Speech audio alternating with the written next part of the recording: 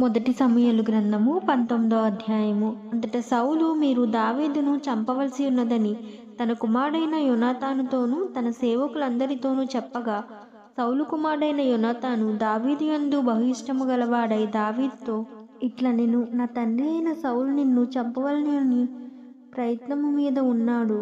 కాబట్టి నీవు ఉదయమున జాగ్రత్తపడి రహస్యమైన స్థలమందు దాగియుండుము. నేను వచ్చి నీవు ఉన్న చేనులో నా తండ్రి యొద్ద నిలిచి నిన్ను గూర్చి అతనితో మాట్లాడిన తరువాత నిన్ను గూర్చి నాకేమైనా తెలిసిన ఎడల దాన్ని తెలియజెప్పెదను అనెను. యోనాతాను తన తండ్రి అయిన సౌలుతో దావీదును గూర్చి దయగా మాట్లాడి, నీ సేవకుడైన దావీదు నీ విషయములో ఏ తప్పిదము చేసినవాడు కాక బహుమేలు చేసెను గనుక, రాజా, నీవు అతని విషయంలో ఏ పాపము చేయకుండువుగాక. అతడు ప్రాణమునకు తెగించి ఆ ఫిలిస్తీని చంపగా యెహోవా ఇశ్రాయేళ్లకందరికీ గొప్ప రక్షణ కలుగజేసెను. ఇది నీవే చూచి సంతోషించితివి గదా. నిష్కారణముగా దావీదును చంపి నిరపరాధి యొక్క ప్రాణమును తీసి నీవెందుకు పాపం చేయుదువని మనవి చేయగా, సౌలు యోనాతాను చెప్పిన మాట ఆలకించి యెహోవా జీవము తోడు అతనికి మరణశిక్ష విధింపనని ప్రమాణము చేసెను. అప్పుడు యోనాతాను దావీదును పిలుచుకొని పోయి ఆ సంగతులన్నీ అతనికి తెలియజేసి దావీదును సౌలు యొద్దకు తీసుకొని రాగా, దావీదు మునుపటిలాగున అతని సన్నిధిని ఉండెను. తరువాత యుద్ధము సంభవించినప్పుడు దావీదు బయలుదేరి ఫిలిస్తీయులతో యుద్ధము చేసి వారిని ఓడించి వెనుకకు పారద్రోలి గొప్ప వధ చెయ్యగా, యెహోవా యొద్ద నుండి దురాత్మ సౌలు మీదికి వచ్చెను. సౌలు ఈటె పట్టుకొని ఇంట కూర్చుని ఉండెను. దావీదు సితారా వాయించుచుండగా సౌలు ఒకే దెబ్బతో దావీదును గోడకు పొడుచుదునన్న తాత్పర్యము కలిగి ఈటె విసిరెను. దావీదు అతని ఎదుట నుండి తప్పించుకున్నందున ఈటె గోడకు నాటగా దావీదు ఆ రాత్రియందు తప్పించుకొని పారిపోయెను. ఉదయమున అతన్ని చంపవలనని పొంచి ఉండి దావీదును పట్టుకొనుటకై సౌలు అతని ఇంటికి దూతలను పంపగా, దావీదు భార్య అయిన మికాలు, ఈ రాత్రి నీ ప్రాణంను నీవు దక్కించుకుంటేనే గాని రేపు నీవు చంపబడదువని చెప్పి కిటికీ గుండా దావీదును దింపగా అతడు తప్పించుకొని పారిపోయెను.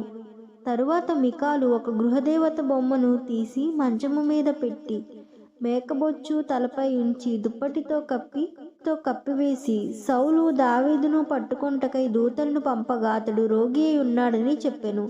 దావీదును చంపుటకు సౌలు దూతలను పంపి అతన్ని చంపునట్టుగా మంచముతో అతన్ని తీసుకుని రండని వారితో చెప్పగా, ఆ దూతలు వచ్చి లోపల చొచ్చి చూచినప్పుడు తలతట్టున మేకబొచ్చు గల ఒకటి మంచము మీద కనబడెను. అప్పుడు సౌలు తప్పించుకుని పోవునట్లుగా, నీవు నా శత్రువుని చంపివేసి నన్నిలాగు ఎందుకు మోసపుచ్చితివని మికాలును అడగ, నేనెందుకు నిన్ను చంపవలను, నన్ను పోనిమ్మని దావీదుతో చెప్పినందుకని సౌలుతో అనెను. అలాగున దావీదు తప్పించుకొని పారిపోయి రామాలోనున్న సమూయేలు యొద్దకు వచ్చి సౌలు తనకు చేసిన దానంతటిని అతనికి తెలియజేయగా, అతడును సౌలును బయలుదేరి నయోతుకు వచ్చి అచ్చట కాపురముండిరి. దావీదు రామా దగ్గర నయోతులో ఉన్నాడని సౌలుకు వర్తమానము రాగా, దావీదును పట్టుకొనుటకై సౌలు దూతలను పంపెను. వీరు వచ్చి ప్రవక్తలు సమాజముగా కూడుకొని ప్రకటించుటయు సమూయేలు వీరి మీద నాయకుడిగా నిలిచియుండుటయు చూడగా, దేవుని ఆత్మ సౌలును పంపిన దూతల మీదకి వచ్చెను గనుక వారును ప్రకటించ ఆరంభించిరి. ఈ సంగతి సౌలునకు వినబడినప్పుడు అతడును వేరే దూతలను పంపెను గాని వారును అట్టువలనే ప్రకటించుచుండిరి. సౌలు మూడవసారి దూతలను పంపెను గాని వారును ప్రకటించుచుండి కడసారి తానే రామాకు పోయి సేకు దగ్గరున్న గొప్ప బావి యొద్దకు వచ్చి సమూయేలును దావీదును ఎక్కడున్నారని అడుగగా, ఒకడు రామా దగ్గర నయోతులో ఉన్నారని చెప్పెను. అతడు రామా దగ్గరున్న నయోతునకు రాగా దేవుని ఆత్మ అతని మీదికి వచ్చెను గనుక అతడు ప్రయాణము చేయుచు రామా దగ్గరున్న నయోతునకు వచ్చి వరకు ప్రకటించుచుండెను. మరియు అతడు తన వస్త్రములను తీసివేసి ఆనాటి రాత్రింబవళ్ళు సమూయేలు ఎదుటనే ప్రవచించుచు పైబట్టలేని వాడై ప్రయాసపడెను. అందువలన సౌలును ప్రవక్తలలో ఉన్నాడాను సామెత పుట్టెను. ఆమేన్.